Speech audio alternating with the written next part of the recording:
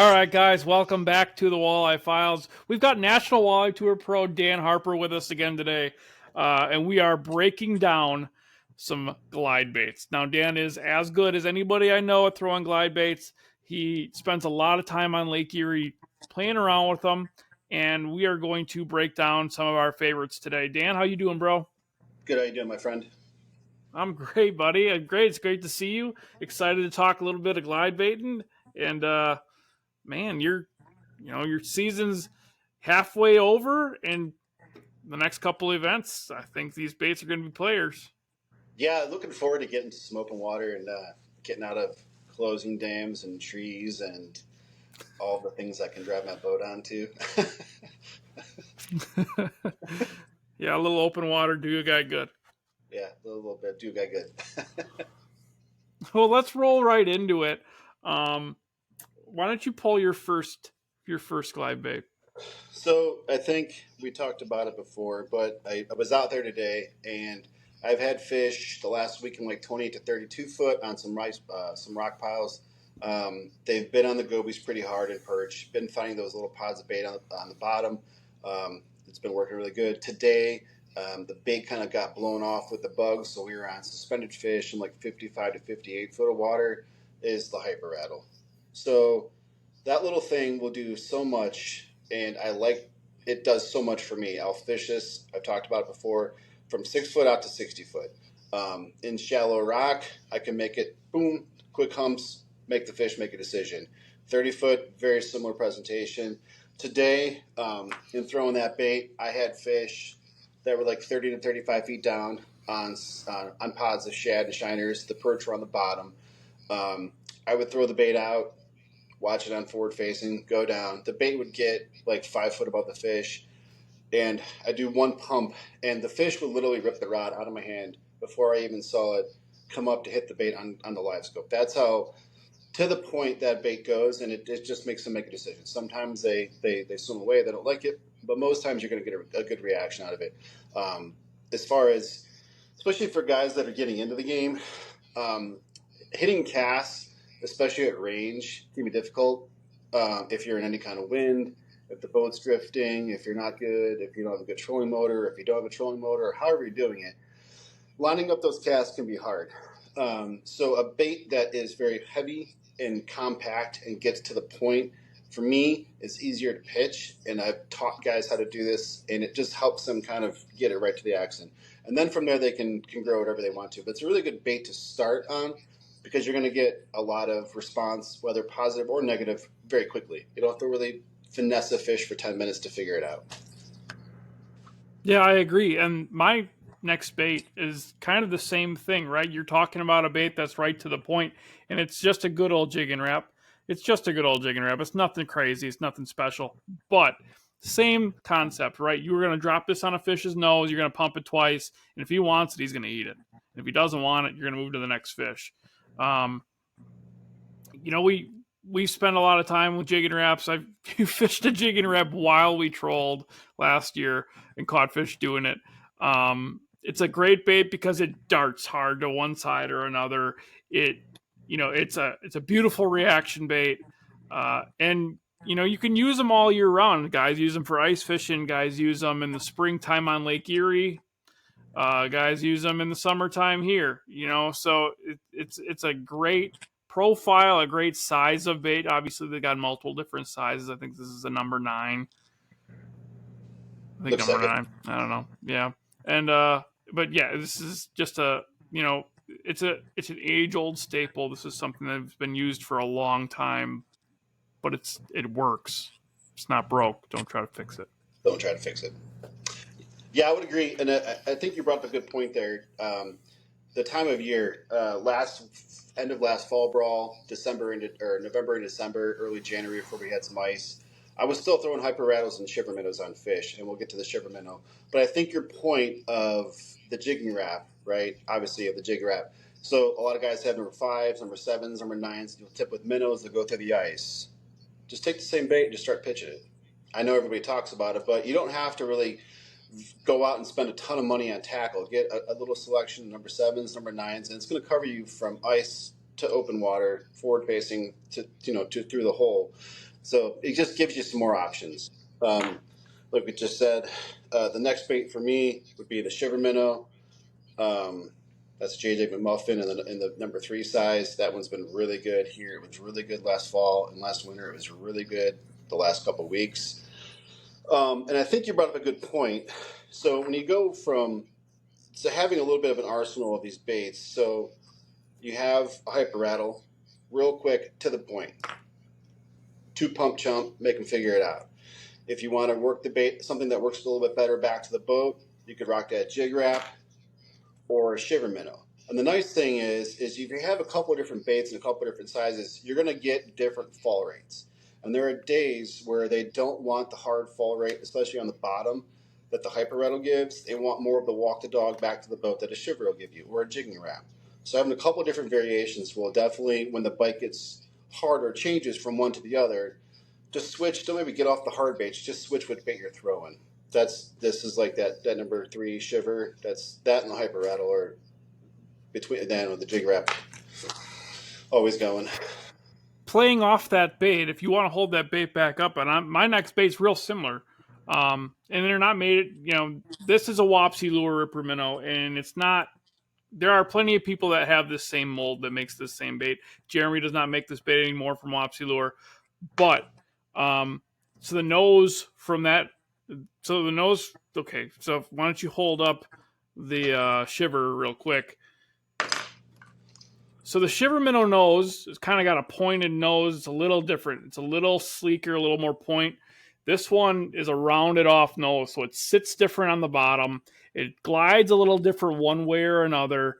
It is an awesome bait. I don't know if it's going to focus, but this is the bait that I learned how to throw a glide bait on. This is, you pull up to a rock pile, you fire it in there, you pop it a couple times, you're gliding it back, you're trying to skitter it like a goby across the bottom. I really like to epoxy the bottoms of these fins because the fins can break. Little tip there. I like to, if you can put a split ring on and upsize the hook just a hair, that's another great little tip that'll get you a couple more hookups. Yeah, Wapsi lure Ripper minnow. I know Wapsi lure is not a thing anymore. Jeremy was a great dude. Jeremy, if you're watching, we appreciate you. Appreciate you, But Jeremy. you can find more of these baits. You can find more. Plenty of people have this mold that will make this bait. Yeah, I think you. And just a quick variation, especially on that Ripper minnow or that shiver minnow style. Like I said, the hyper rattle worked really good offshore. Both those baits really get offshore on suspended fish. I know some guys do it around here, but not a lot of guys do that. So don't be afraid to throw a glide bait in 55, 60 foot of water that fish that are 30 feet down, and work it very similar as if you're on the bottom, and the fish will still eat it. It just gives you another quick to the point idea. And then you also brought up a good point there too about some modifications.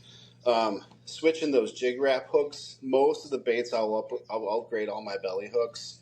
The shiver, I'll go to like a number 4 VMC round bend. I like just round bend hooks on all my upgrades. But just switching your hooks out, epoxying the fins, get you a little bit more better hookups, a little bit more life out of the bait. I like it. Yeah, buddy. You got another one?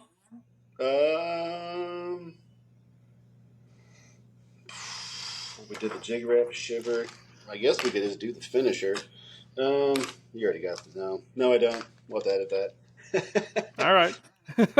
Nope, that's okay. Here's the deal. I've got the Walleye Nations Creations Rip-N-Glide. Really nice springtime bait. I like this. It falls slower. Now, this bait falls a little slower. Not quite as to the point, as Dan would say. Big, fat, wide bait. So it takes a little bit more time to get down there. I like this in a hair shallower water. I like this in that 8 to 20 foot of water game. Once you get past that, unless they really want that slow fall, I'm going to upgrade to something a little heavier. But again, springtime when they're not as reactive, when they're a little more lethargic, this is an absolute killer. I would agree 100%. We first started scoping a couple years ago. That bait in your hand we were throwing up on the Canadian shoreline, practicing for an MWC on suspended fish in 25 to 35 foot. Fish that were 10 to 12 foot down that most guys were hitting with crankbaits. We were able to use that bait to target those fish and catch them. It's got that big bulbous bottom, so it really slows that fall. But when you lift, it bait will shoot up and dance. So don't be afraid to throw something like that in that colder water period, whether spring or fall, on suspended fish, especially guys here on Lake Erie, because it definitely works. It definitely gets you bites. Yeah, and I've got one more bait. It's not a true glide bait. It's not a true glide bait. It is something that I picked up a handful of years ago and I have not put down. I caught my biggest walleye last year. Was on this bait casting up in Cedar River area, and that is a bink spoon. And we got to talk about it because it is an absolute fish catcher. It's something that mimics a dying bait fish so well. Again, replace these hooks, please. Please don't be lazy. Please replace these hooks. If you take anything away from what we talk about, other than how to work a bait or which bait you really like, replace the hooks on the bottoms of some of these baits. Walleye Nation puts a nice hook on there. Certain companies don't put a great hook on there. Binks makes a great product. Their hook's not quite as nice. We replace them with a little larger, extra wide gap hook, and look at that thing. That is an absolute fish catching walleye machine.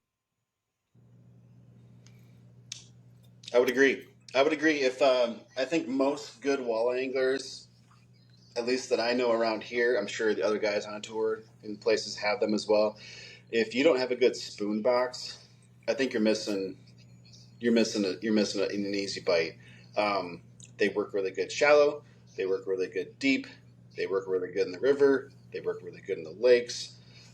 So getting yourself a nice little selection of spoons, different sizes, different body styles, weights, change your hooks. um, yeah, you'll be very happy with that. That Bing spoon, I've seen you catch very big fish on that one. I've caught some very big fish on that. It's a very underrated lure that not a lot of guys talk about. I definitely fish them in the rock and offshore. It goes hand in hand with the glide baits. It just gives you a different action. It's a different fall rate. It's a different flutter, and sometimes that's the right deal. But yeah, no, good call on that Bing spoon. I think spoon is a very underrated and underutilized aspect in walleye fishing. You look at the guys in the bass tour, right? They've all got big spoons that fall away, that do this, that do that, and their catch is so yeah, 100% spoons. Yeah. Before we close this out, Dan, what are you throwing these baits on? So I've been playing around with that. Was hyper the other day on a 7.3 medium light rod. I figured out some different strokes, different longer strokes, shorter strokes.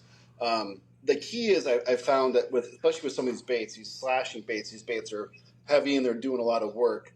The fish will try to kill it, obviously, but if the bait's heavy, they're doing a lot of work.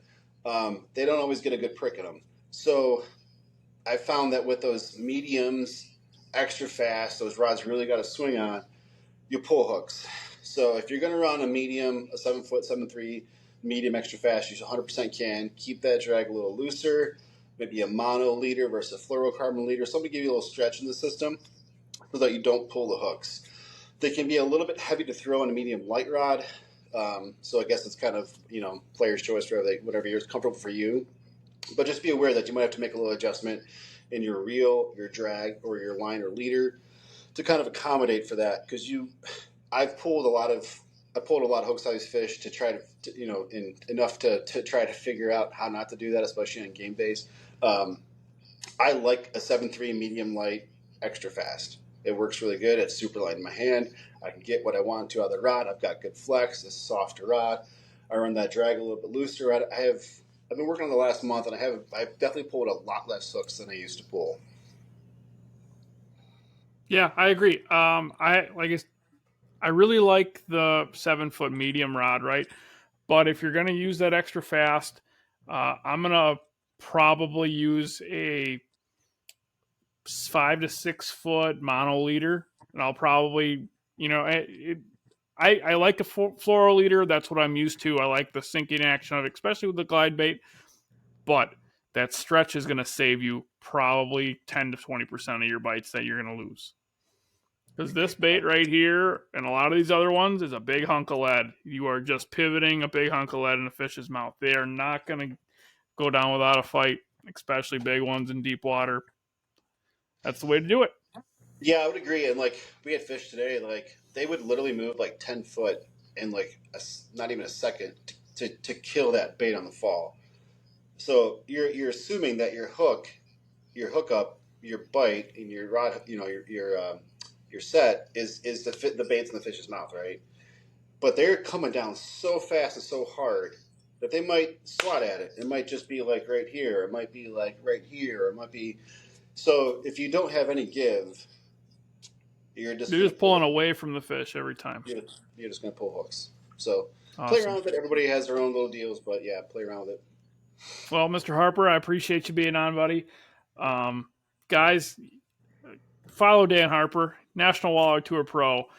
Hope, knock on wood, he has a great rest of the season. We make the championship. We're going to shoot some pretty sweet videos, I think, when we get to Green Bay. But we don't want to look too far forward. Again, thank you for all the follows, all the likes. Make sure to like and subscribe. The Walleye Files, YouTube, Facebook, TikTok, Instagram, and Spotify. And thank you to our great sponsors, Walleye Nation Creations with their Rip-N-Glide, Lake Effect Lures, and Striker brands. Guys, we appreciate you watching. Dan, I appreciate you. We'll talk to you guys later. All right, have a good night.